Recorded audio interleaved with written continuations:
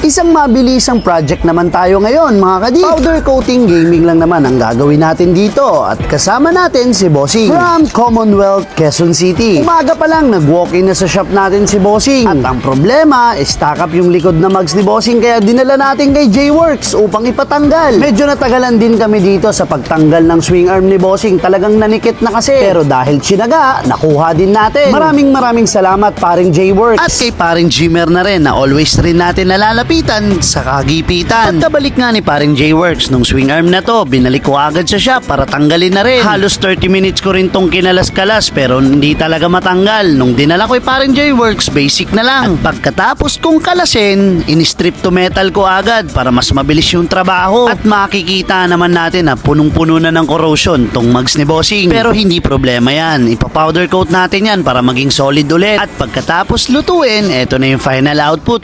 Interviewin na natin si Bossing ngayon kung nakapasa ba. So ayun, tapos na yung project natin kay Bossing. Ito si Bossing. Boss, kamusta? Okay lang. Pangalan pala ni Bossing? Arman Si Sir Arman, taga saan po? Commonwealth, Quezon City. Quezon City. Kamusta Bossing? Nakuha naman ba natin yung kulay na gusto niyo, sir? Okay. May konting aberya lang pero nagawa naman natin ang paraan. Parita ko 1 to 10, sir. 10. 10 naman. Medyo na ano si Bossing. Okay naman, sir. Sulit naman yung dayo, sir, no? Solid. So, ayun, boss. Maraming salamat. Ingat po. Shoutout pala, shoutout. Shoutout pala doon sa mga kamag-anak ko doon sa Cebu.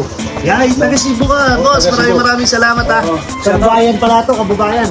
Doon sa shoutout doon sa mga kapitbahay ko doon sa Manggahan, Commonwealth, Quezon City. Salamat, boss. Ingat po. God bless.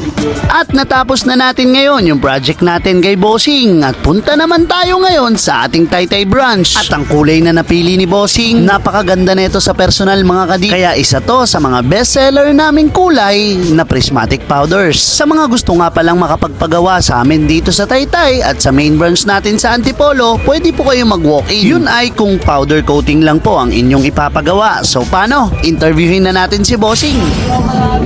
Saan si Bossing? Pasay, boss. Pasay. Baka may gustong shoutout. Shoutout unang-una kay Missy sa support dun sa gustong kulay. Tapos mga tropang Mandarin, Lesson Puntilupa. Shoutout sa inyo. At parit naman ako ng gawa natin, Boss 1 to 100. 99 lang. Kasi napuyat ako eh. Pero solid. Ganda ng outcome. Sige. Thank you. Maraming salamat sa rate, Bossing. At kahit napuyat po kayo, ang importante, nakuha naman natin kung ano yung pinagawa nyo sa amin. Galing duty pa kasi to si Bossing. After work, rekta na kagad sa shop para magpagawa. Kaso nga lang, hindi natin pwedeng madaliin para mas maging solid yung project natin na to. Muli, Bossing, maraming salamat sa tiwala sa Polworks Hydrographics Taytay. At eto pa yung isang project na nagpasalang sa atin ng mga araw na yan. Medyo mahiyain lang talaga si Bossing kaya hindi na siya nagpa-interview. Pero nakuha naman daw natin yung pagka-blue na gusto ni Bossing. Kaya proceed na tayo ngayon sa last client natin. Kasi si Bossing. Shoutout ka pala sa mga Caloocan, sa Salgada, Maynila.